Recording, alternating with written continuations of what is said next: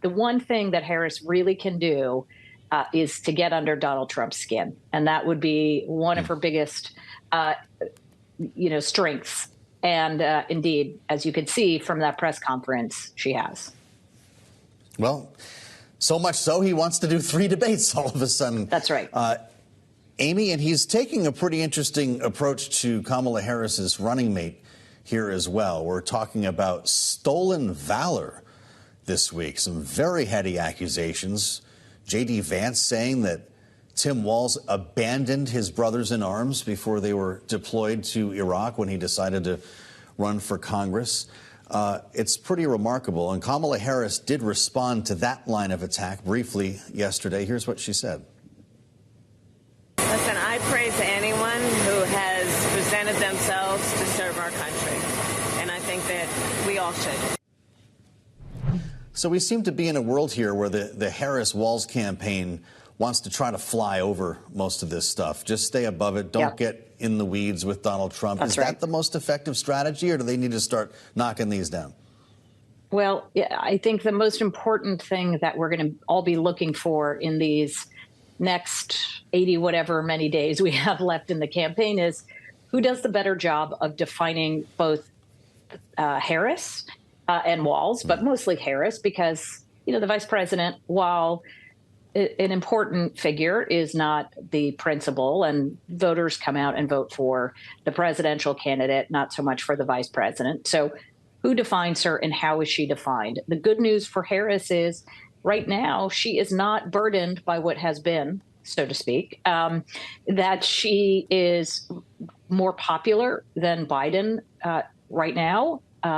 She is not getting as much of the blowback, or I guess he's not as much of an anchor. The economy, all of those things, not as much of an anchor around her as it was for Biden. And part of that, too, is she isn't very well defined in the minds of voters. They don't know that much about her.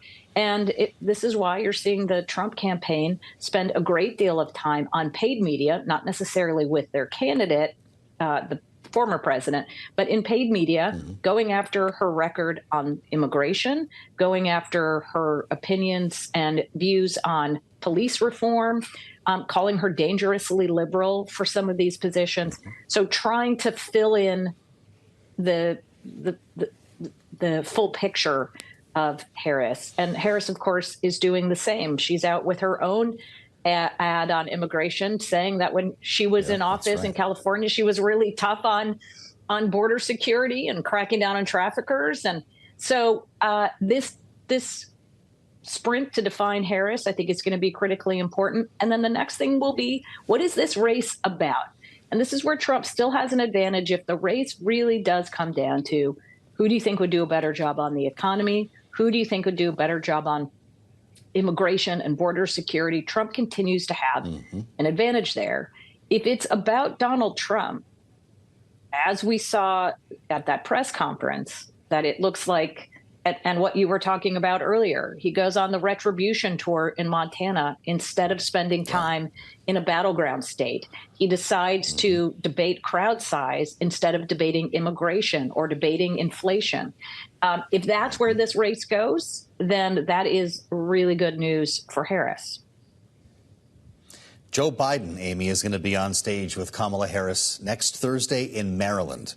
First time we're going to see this, 4 days before the Democratic National Convention. Who does this help? Well, that's a really good point. Look, I think, as you pointed out, it's 4 days before the convention. So what Harris is going to do is go straight from there into the warm embrace of her party and her party's delegates. It wasn't looking that way a month ago. The idea of Chicago being a place of excitement and energy a month ago would be laughable. Now that's exactly what's happening.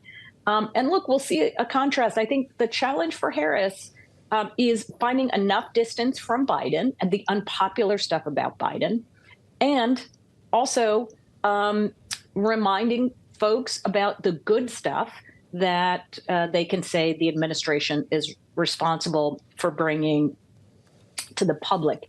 The other thing that really stands out when Harris stands next to President Biden is the fact that she does look and sound and act very differently from him. And this is what's been quite remarkable, is that even though she is part of the incumbent party, she is the status quo, so to speak. She's been able to come out as a new face, as somebody who's able to flip the page, move on from Biden and Trump. So being on stage with Biden does remind voters that, oh, yeah, she's still part of this administration, but also reminds them that she looks very and sounds very, very different from the person who used to be the nominee. And that the party has suddenly turned a page.